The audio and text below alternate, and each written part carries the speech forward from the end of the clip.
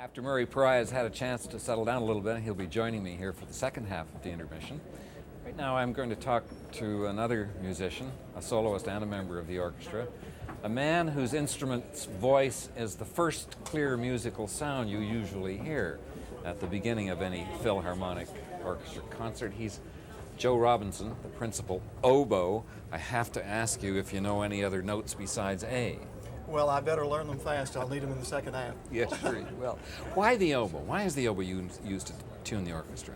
It's just a tradition, I think, since the instrument's pitched in C and had a penetrating quality and was in the middle of the orchestra. It just became the traditional tuning instrument. And many orchestras, you may know, now are using electronic tuning devices. In a recent article about this particular business, I was called the Philharmonic's principal clarinetist, so I've had a lot of letters from clarinet players around the country congratulating me for my promotion. Yes. Yes. Do you, as well as getting the orchestra started by sounding the A, do you, as the principal oboe, have a special position in the orchestra?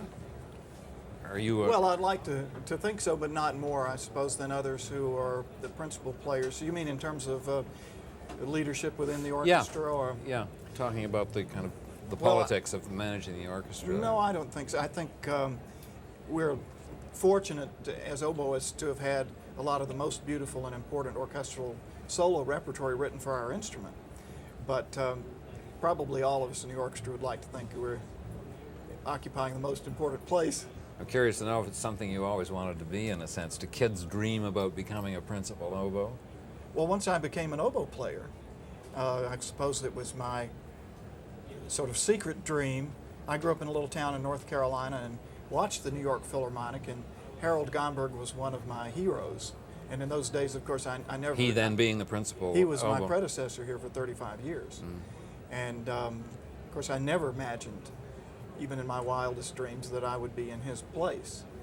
I just did, try to play as well as I could, and things worked out.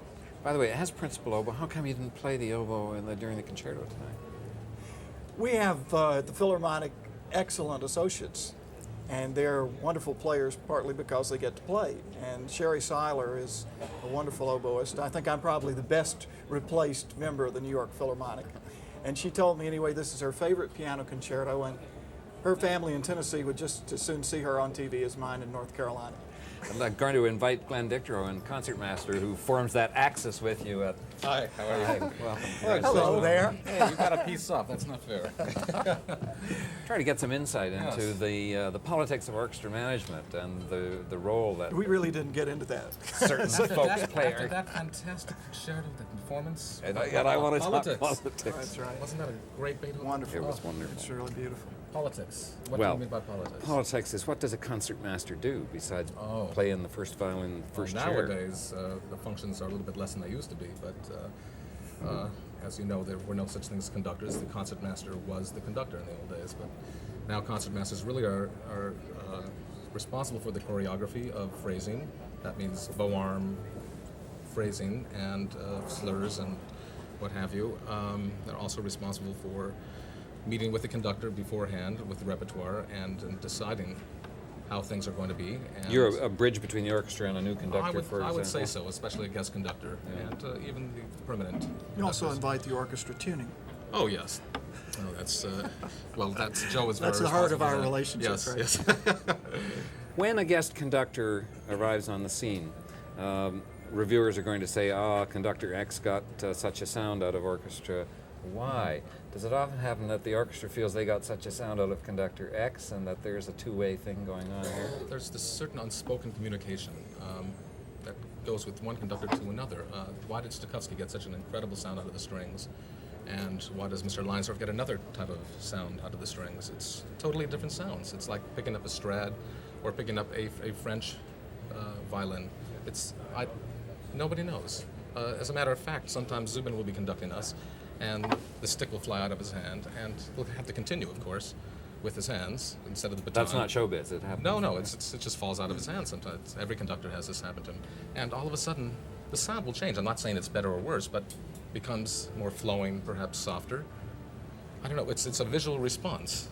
This is what we're talking about. Basically, we have to respond to visual communication Yeah. on the podium, and the more that we want to play for this human being there that is making this visual response to us, it's a communication, basically. I'd be interested to know if you both have the same experience of not being able to analyze what it is you get from a conductor and not being able to specify or even predict. Is that a common experience for players in an orchestra? Well, I think the same conductor may come in a different season and bring a different point of view or a musical aesthetic to bear in his rehearsals and concerts. I think this was the case last year with one of our guest conductors. So it's not that a conductor always has just one sort of conception or style. That in the course of a decade he may change his whole view entirely. But Joe, do you notice your orchestra changing under different directors? Does it, from where you sit in that chair out in the middle, do you detect the transformation in personality or quality when different? Oh, I think so, don't you? Oh, I detect it. You Definitely. can tell it mostly in the strings because we're more of a mass, and Joe was basically a soloist when he's playing, and you can tell. I mean, we do And yet get you different can't- sounds. We can transfer a sound from one week we'll have a guest conductor, and the next week another one, and we'll sound like a totally different orchestra. Don't ask me why. I mean, nobody really knows. But it is, as I say, it's a communication how much we want to play for this particular conductor. Some more than others. Yes, I was It's going to ask you about cooperation. that. Well- Do some orchestras put a guest conductor to the test for the first little while? Oh yes, especially if Maybe give him we a hard think time. that he doesn't know what he's really Well- doing. But And if a conductor comes and doesn't convey rather quickly not only his mastery of the music but his conviction about it, if he brings to a performance an obvious commitment and thoroughgoing interpretive point of view, I think we're much more likely to respond the way he would like for us to. Almost 5 years ago, when I think it was the first concert that I took part in here with the orchestra. Doesn't seem like 5 years, but it was almost. I remember sitting in the back row in an empty chair during rehearsal, and some discussion was going on about an interpretive point. And one musician leaned over to another and said, "How many conductors does this orchestra need?" I raised that because I wondered to what extent the management and the musical direction of a modern symphony orchestra has some distribution of sensibility, some democratization of musical What do you think decisions. about that? What do you think? I think I'm going to lay that in your lap to start off with. Because you don't like it. No, not exactly.